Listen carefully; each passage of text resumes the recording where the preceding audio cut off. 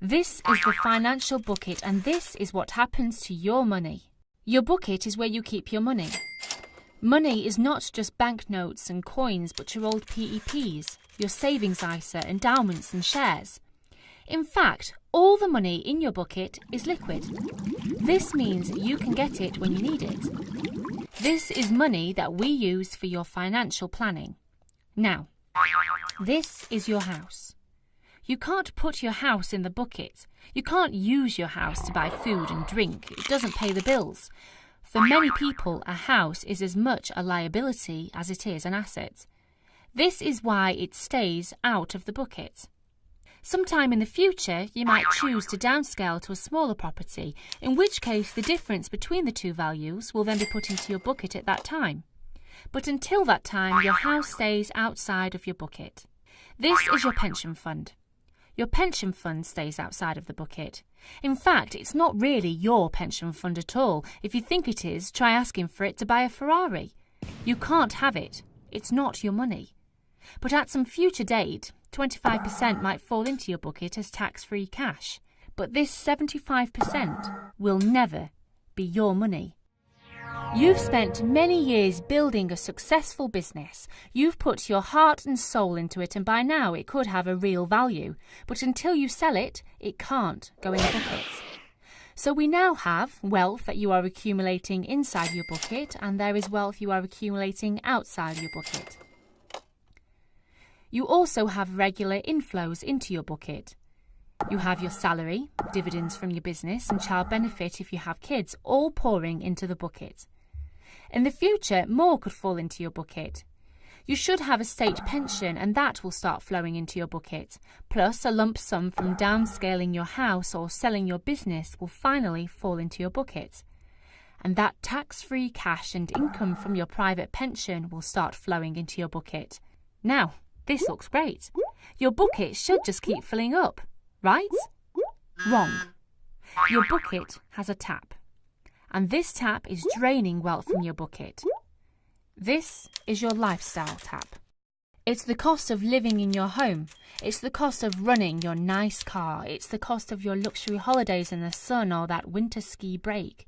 It's the cost of educating the kids at that nice but costly private school. This tap will drain money for the next few years until it gets turned off. But when it gets turned off, this tap is turned on. This is your retirement tap. It can cost you more than your lifestyle tap. This is the time when you want to live your life. This is when you'll have all the time in the world to do all the things you've dreamed of doing. Travelling the world, learning to fly a plane, restoring a vintage car, or learning to sail. Now this tap will go on for a certain amount of time until one day it gets turned off. But when this tap is turned off, a new one is turned on. This is your old age tap, or honesty tap. You now know you're too old or too frail to be jumping out of planes and dancing the light fandango. It happens to the best of us. We all get old eventually. At this stage in your life, you'll be more interested in comfort and security, until eventually you end up in a box. And finally, all the taps get switched off. So, that's your financial bucket. Simple. Well, what do you need me for? My job is to make sure you get the most out of your bucket. I can tell you now, one or two things are likely to happen to your bucket. Either it will run out, which means that after working hard for perhaps 30 or 40 years, it means you won't be able to do all the things you've planned. This tap will have to be turned right down, or even off. You won't be able to do stuff, and that's sad.